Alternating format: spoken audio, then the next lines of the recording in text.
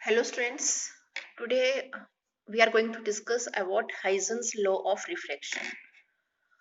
ये हमारे पास एक प्लेन सरफेस है. Let us consider we have a plane surface x y जो सेपरेट कर रहा है एक रेडियल मीडियम को एक डेंसर मीडियम से. ये this is your radial medium and this is your denser medium. Let us suppose we have diffractive index n in denser medium. This is a wave front. ये incident raise हैं जो आ रही हैं 1 2 3. हम कोई भी 3 रेज लेते हैं जो किसी प्लेन सरफेस पे स्ट्राइक कर रही हैं. अब देखो, जो ये आपके पास ये जो आपके पास ये वेव्स आ रही हैं जिनको हम वेव फ्रंट बोलते हैं, जो ये वेव फ्रंट आ रहा है ये मान लो ऑब्लिकली स्ट्राइक कर रहा है. ऑब्लिकली एक पॉइंट है हमारे पास ए, इसके ऊपर ऑब्लिकली ऐसे करके स्ट्राइक कर रहा है. Let us suppose this is surface, तो आपकी रेज ऐसे करके इंसिडेंट आके किसी एंगल पे स्ट्राइक कर रही है. तो आपने पढ़ा हुआ है फ्रॉम लॉ ऑफ रिफ्लेक्शन कि जिस पॉइंट पे वो इंसिडेंट करेंगी दैट इज, अगर वहां पे हम नॉर्मल ड्रॉ कर दें, that is your angle of incident. तो हम एक ऐसा वेव फ्रंट कंसीडर करते हैं एपी, जहां पे ये वेव जो है वो परपेंडिकुलरली आपके ऊपर ये स्ट्राइक कर रही है. तो ये this is your angle of incident. अब यहाँ से जो वेव फ्रंट के जो ये पॉइंट्स हैं, ये जो वेव फ्रंट के पॉइंट्स हैं ये किसको प्रोपेगेट करेंगे? सेकेंडरी वेवलेट्स को. जो सेकेंडरी वेवलेट्स के पॉइंट्स हैं वो किसको प्रोपेगेट करेंगे? थर्ड वेवलेट को. तो इस तरीके से मान लो ये आपके जो पॉइंट्स हैं, ये वेव फ्रंट की जो ये पॉइंट्स है वेव फ्रंट को शो कर रहे हैं. तो इन वेव फ्रंट के थ्रू जो आपकी वेवलेट मूव कर रही है, नेक्स्ट जो आपकी फर्दर जो वेव मूव कर रही है उसको हम क्या बोलेंगे? वेवलेट्स. उसको कौन प्रोपेगेट करवा रहा है? ये हमारे जो ये वेव फ्रंट्स हैं. तो मान लो कि एट एनी टाइम यहाँ पे जब आपकी रेस आपकी स्ट्राइक हुई है, तो इसके बाद जो नेक्स्ट आपका वेवलेट आया, वो वेवलेट इसके बाद तो वो रिफ्लेक्ट होगा सेकंड मीडियम में. लेकिन जब वेव फ्रंट आपका यहाँ पहुंचा हुआ है, उसको यहाँ पे सरफेस तक पहुंचने के लिए कुछ टाइम एक्स्ट्रा लग जाएगा. तो उसको कितना डिस्टेंस और ट्रेवल करना पड़ा है? बी. ये मान लो आपका वेवलेट है, this is your A B. After refraction ये यहाँ से क्रॉस कर जाता है, और इसको क्रॉस करने के लिए पहले यहाँ पे स्ट्राइक करना पड़ेगा. तो मान लो वो जिस पॉइंट पे वो स्ट्राइक किया है उसको हम बोल लेते हैं ए डैश. तो बी टू ए डैश, इसको एक्स्ट्रा डिस्टेंस ट्रेवल करना पड़ा ताकि सरफेस को स्ट्राइक करने के बाद जो ये रेस है आगे ये रिफ्लेक्ट हो जाए. तो ये तीनों रेस चल रही थी 1 2 3, और आफ्टर रिफ्लेक्शन इनकी जो स्पीड है वो कम होगी नेचुरली. यहाँ पे जो आपका डेंसर मीडियम है, denser medium means velocity of light is going to decrease. और ये आपका रेयर मीडियम है, रेयर मीडियम मीन्स वैक्यूम और एयर. यहाँ पे आपकी वेलोसिटी ऑफ लाइट क्या होती है? हाईएस्ट होती है. तो ये आपकी 3 रेस आ गई, 1 डैश 2 डैश एंड 3 डैश. अब यहाँ पे जिस पॉइंट पे ये स्ट्राइक की है ये रे, अगर मैं वहां से नॉर्मल ड्रॉ करती हूँ तो this is your angle of refraction. This is your angle of refraction.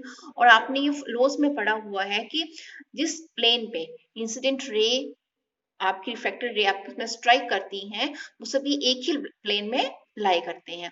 तो अगर ये एंगल इंसिडेंट आई हुआ तो ये भी कितना हुआ? आई. अगर ये आर है तो ये भी कितना हुआ? आर.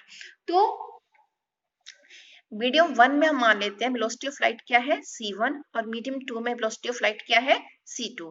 और रिफ्रैक्टिव इंडेक्स क्या होता है? Velocity of light in rare medium to denser medium, दोनों की रेशियोज होती है. तो अगर हमारे पास टाइम गिवन है कि लेट अस सपोज इसने इस वेव फ्रंट ने यहाँ से यहाँ तक पहुंचने के लिए टाइम कितना लगाया है? t. और वेलोसिटी हम जानते हैं c1, तो हम डिस्टेंस फाइंड आउट कर सकते हैं. हाँ, फॉर्मूला क्या है? Velocity is equal to distance upon time. तो डिस्टेंस क्या हुआ? Velocity into time. तो ये क्या हो गया? c1 into T. और ए बी डैश क्या हुआ? c2 into T. क्योंकि जब तक ये वेव फ्रंट यहाँ पहुंचा तब तक ये यहाँ तक से लेके यहाँ तक वो अपना एक रास्ता अपना एक वे था वो ट्रेवल कर चुका हुआ था. इस चीज को फिर से समझो. जितना टाइम वेव फ्रंट ने यहाँ से पहुंच के यहाँ से यहाँ तक पहुंचने में लगाया, उस टाइम को ये जो रे यहाँ पहुंची हुई थी उसने वो टाइम कहाँ यूज किया? रिफ्रैक्शन में. ठीक है. तो from triangle A dash B dash, जो आपकी triangle I A dash B dash, यहाँ पे sine A dash and this is your B dash. यहाँ पे साइन आर की वैल्यू क्या होती है? Perpendicular over hypotenuse. तो ये क्या हो गया? A B dash over A dash. A B dash की वैल्यू कितनी है यहाँ पे, ए बी डैश हमने अभी निकाला है ऊपर, A B dash is equal to C two into T, तो C two into T into A dash. Next आपका क्या आया,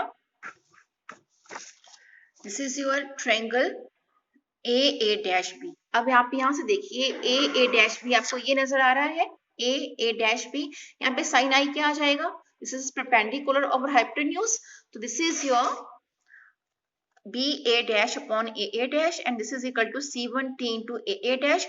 अब हम इसे डिवाइड करेंगे, डिवाइडिंग 4 बाई, ये आपके पास इक्वेशन नंबर 1 थी, ये 2 थी, ये 3 आई, ये 4 आई।